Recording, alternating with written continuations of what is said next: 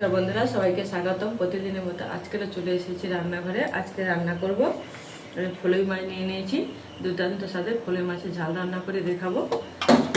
আর পটল যে কেটে নিয়েছি, পটল আলু চচ্চড়ি করে দেখাবো। তাহলে রান্নাটা শুরু করছি। কড়াইটা বসিয়ে দেবো, দিয়ে ফলই মাছগুলো ভেজে নেব।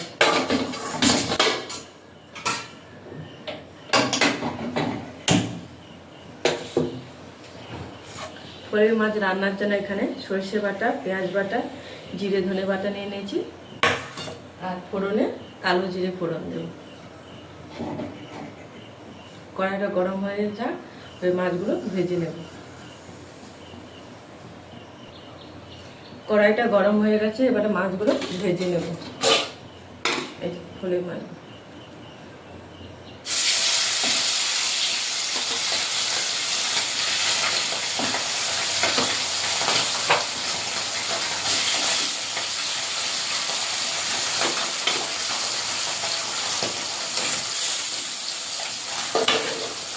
সব মাছগুলো ভেজে নেব। মাছগুলো সব ভাজা হয়ে গেছে, এবারে তুলে নেব।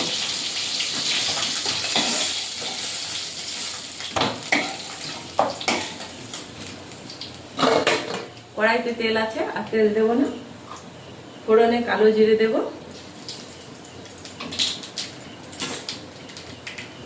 দিয়ে দেবো পেঁয়াজ বাটা,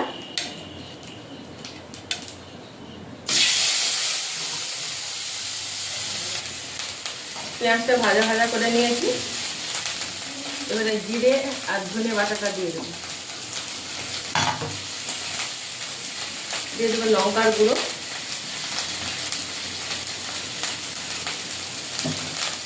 হলুদ গুঁড়ো,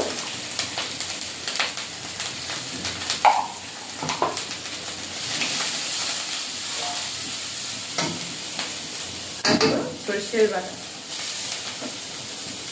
যে মশলাটা ভালো করে কষে নেব।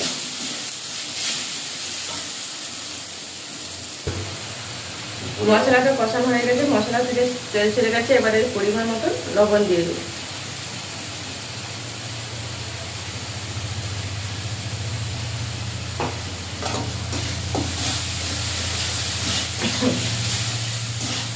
দিয়ে জল দিয়ে দেবো। ঝোলটা ফুটে উঠলে মাছগুলো দিয়ে দেবো। ঝোলটা ফুটে গেছে, এবারে মাছগুলো দিয়ে দেবো।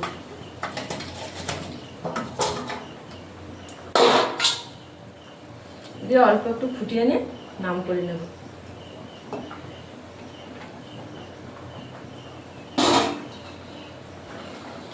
কালো জিরে ফোড়নো সর্ষে বাটা দিয়ে ফলই মাছের ঝালটা হয়ে গেছে, এবারে নামিয়ে নেবো। নিয়ে কড়াইটা ধুয়ে বসে পটল আলু তরকারিটা করবো, মানে চচ্চড়িটা করবো। কড়াইটা ধুয়ে বসিয়ে দিয়েছি, কড়াইটা গরম হয়ে গেছে। তেল দিয়ে দেবো।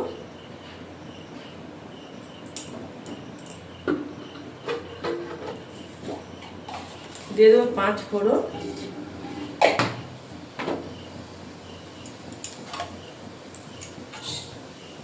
পেঁয়াজ কুচি,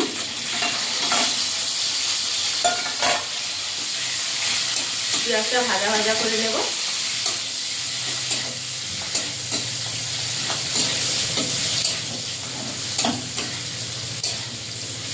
পেঁয়াজটা এইভাবে ভাজা ভাজা করে নিয়েছি। কেটে রাখা পটল আর আলুটা দিয়ে দেবো।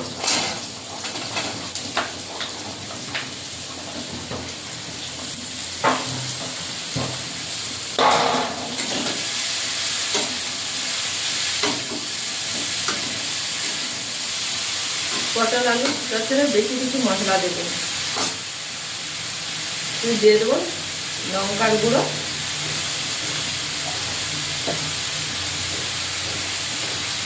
হলুদ গুঁড়ো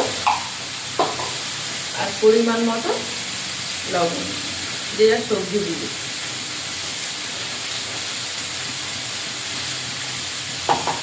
দিয়ে নাড়াচাড়া করে নেব। নাড়াচাড়া করে ভালো করে সবজিটা কষে নেব।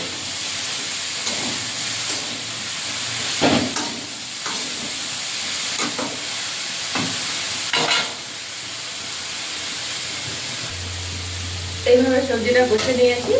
এবারে অল্প করে জল দিয়ে দেবো।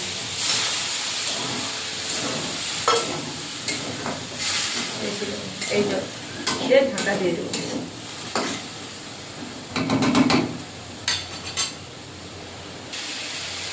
পটল আলু চচ্চড়িটা হয়ে গেছে। এবারে একটু এইভাবে ভেঙে ভেঙে দিয়ে একবারে এই সুন্দর সুন্দর করে নিয়েছি। একবারে সুন্দর সুন্দর করে নিতে হবে। যে এবারে একটু আলুগুলো এইভাবে ভেঙে ভেঙে দিয়ে নামিয়ে নেব। একটু জল একবারে সুন্দর সুন্দর করে এবারে নামিয়ে নেব।